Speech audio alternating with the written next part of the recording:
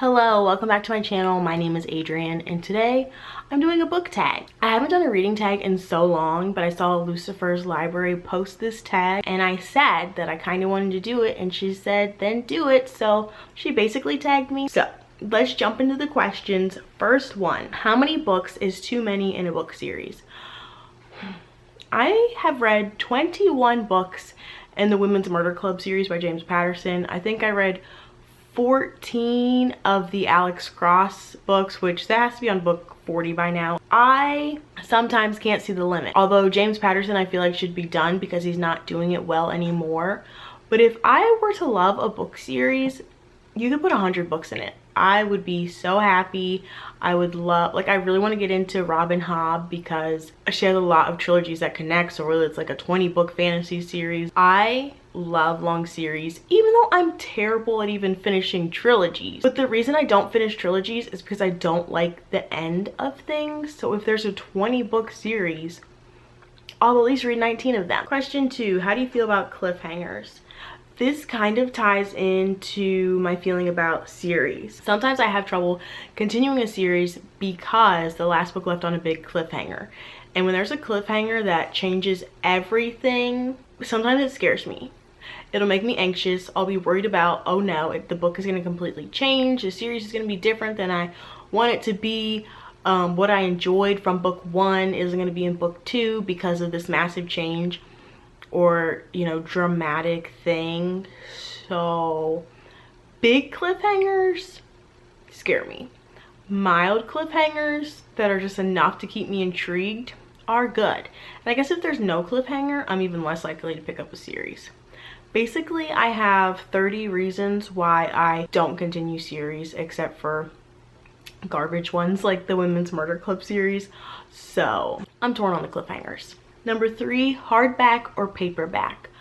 Normally, I would have said I like the look of hardbacks and the feel of reading a paperback, which don't we all?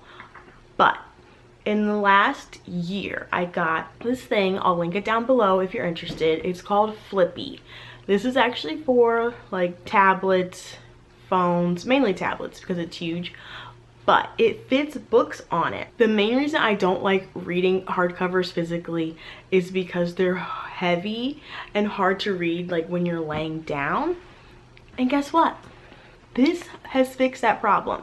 And paperbacks don't really work on it, except for the Way of Kings kind of does. But a standard size paperback does not work well on Flippy. So basically, there are 3 different angles. So depending on how you're laying and where you're putting the book, depends on which side you choose. So you just flip it around to pick which way is best. And your book lays on the Flippy. And you really only need one hand to hold it instead of how you normally need 2. Look, it's just laying open. Read it, flip it. And like, I'll put it down my body, obviously, like not in my face. But this is life-changing, and now I prefer hardcover to look at and to physically hold and read. Number 4, favorite book. How on earth? I don't know. I feel like my basic answer is The 7 Husbands of Evelyn Hugo. But I've only read that book once, so is that even true? Would I still love it if I read it now? I don't know. Being on BookTube has especially pointed this out, or Bookstagram or anywhere. I do not passionately love books or particular books like I feel like a lot of people on BookTube or Bookstagram do. People get obsessed. They are in love with the book, with the characters, whatever. Even if I love a book, it's 5 stars. Like when I'm done reading it, I close it, I carry on with my day. I might tell someone like, wow, I read this great book.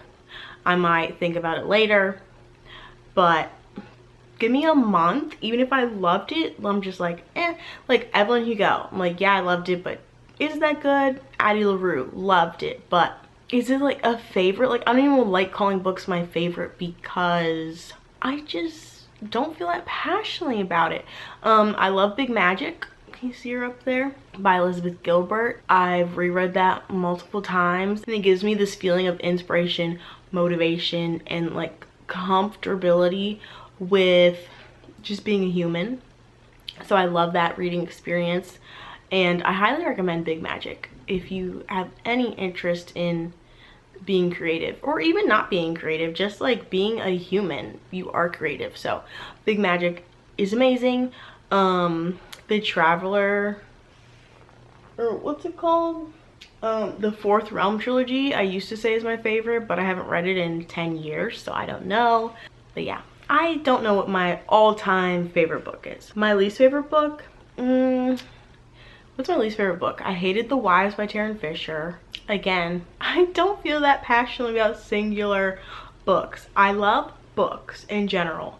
Reading them, looking at them, writing, shopping, collecting, looking at other people's books, but particular books I don't feel that much passion about. 6, love triangles, yes or no? No, not really.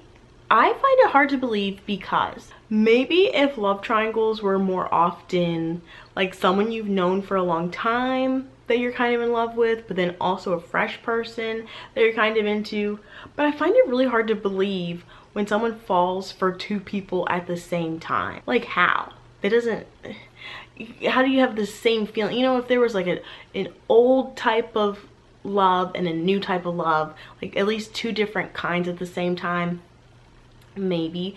But love triangles just tend to not feel believable to me because it feels obvious who like the actual love interest is.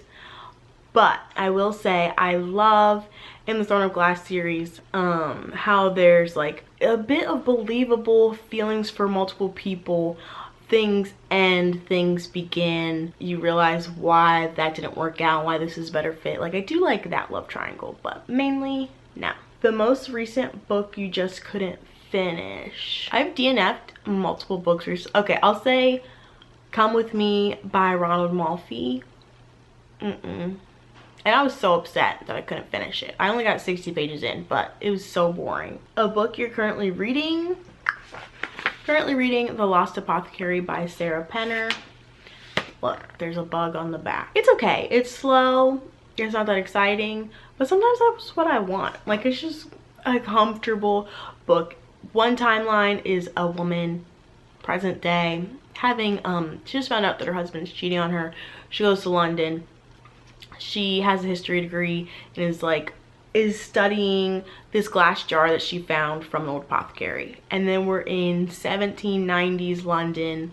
The woman who runs the apothecary, she makes poisons to only kill men, and like men who betrayed women. Idea, beautiful. Execution, like not as exciting as it sounds, but it's like a comfortable, fine read, so I'm enjoying myself. Last book you recommended to someone. Actually, Monday for book club, we were going to have a book exchange where you bring your favorite book and there's gonna be a swap.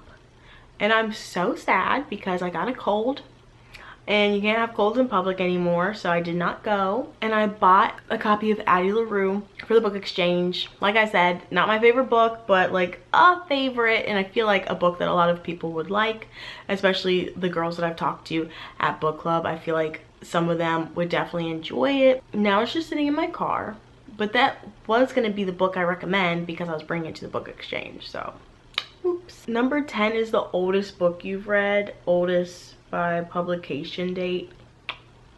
I don't know. Let me check my Goodreads. I don't know how to figure it out. Wait, this is so embarrassing. Have I never read a classic novel? I think on Goodreads, the publication date, for example, I just looked up The Great Gatsby and it says published in 2004. Like, obviously I meant originally published. Okay, that's the oldest one I can think of, and it's 1920s. But I can't think, and I never even marked that as read on Goodreads. I have no idea is the answer. It might be The Great Gatsby, it might not be. Now, number 11 is the newest book that I've read. Of course, this is only sorting by year. Okay, recently published books that I've read. Not a Happy Family by Sherry Lapina. Malibu Rising, that's not that recent. The Push by Ashley Audrain. Goodreads is just terrible and not very helpful. So, okay, those are the best answers I have. Moving along. Favorite author. Why am I doing this tag when I don't know the answers? I'll say Taylor Jenkins Reid, okay?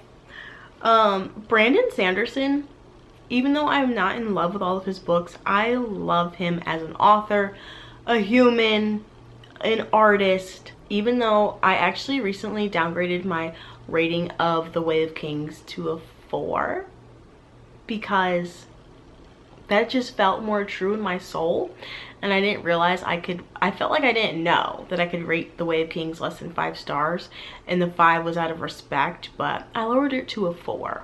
I did not love the third book and the Mistborn trilogy or the second book, but Brandon Sanderson as an author, obsessed. I watch everything he posts on YouTube. I've watched his class at BYU twice. He's a favorite author, or is he a favorite human? Yeah, I don't know who else. I feel like I'm gonna end up being in love with Josh Malerman. I've only read 3 of his things so far, but I want to read the rest because I feel like we have potential. 13, buying books or borrowing books? Obviously buying. Obviously buying. Although I do borrow a lot of stuff from the library digitally. More recently, now that I'm trying to bring my physical TBR down, I'm only borrowing stuff that I own a physical copy of to listen to or read the ebook of. But before that, before I cared about my TBR number, I was reading stuff I didn't own all the time. And actually I read 2 books I didn't own in October just because I borrowed them from the library. So I do enjoy borrowing. A book you dislike that everyone else seems to love. Have you seen my video on The Secret History and how many people go on there to tell me I'm wrong for hating it? Secret History by Donna Tartt. 15, bookmarks or dog ears? Actually, my method is usually just close the book and then try to figure it out next time I open it. I don't advise it, but that's just somehow what I do. Like, I don't even think to dog ear it half the time. I don't even think to stick something in it unless I have random garbage in my hand. I use bookmarks maybe a quarter of the time, but no, normally I just shut the book and then come back and search for my page. A book you can always reread, number 16, Big Magic by Elizabeth Gilbert. I've listened to the audiobook, I've read it physically, I've read it ebook. I can always reread it, and I actually am sad I didn't reread it this year. Hopefully I will reread it soon. Can you read while hearing music? Yes, I can read while hearing almost anything because I can tune it out, especially if I'm into my book. I can tune out any sound unless it's something upsetting. Like if I can hear a show that's like dark and disturbing, or some unsavory news or unsavory opinions, especially when I think what they're saying is wrong, that's very distracting and I can't read through that if it's like actively saying something that bothers me. Oh, the question is, can I read while hearing music? Yes. Unless I'm singing. If it's Hamilton, I can't read. One POV or multiple POVs? I don't have a preference. It just depends on the book, the execution, the purpose behind it. Do you read a book in one sitting or over multiple days? Multiple days. I rarely read a book in one sitting, and the couple I can think of this year, Every Value Break, The Dilemma by B.A. Paris, those ones were because they were so anxiety inducing that I could not rest until I finished it. So the ones I've been reading in a day, I actually don't enjoy. I mean, I kind of like that I stay up late reading it, but really it's stressing me out. So how enjoyable is it to be stressed out? But also, what do people mean when they say they read it in one sitting? Do they literally mean that they sat there all day and read it? Because if so, then I don't do that ever. Like, I have to do other things. But I feel like it means 95% of your time you're just reading it straight. Like, yeah, maybe you ate a snack, you peed, but you mainly read it, you know? Number 20, who do you tag? Nobody. I don't have like booktube friends. If you want to be my friend, please let me know. but I don't tag anybody. This tag is old, I think, so I'll let this one go. If you have any more tags that you've seen and you want to see my answers for, let me know which ones, and I'll list the questions from this tag below. So if you want to do it, I tag you and let me know if you do it so I can watch. So thank you guys so much for watching, and I'll see you next time. Bye.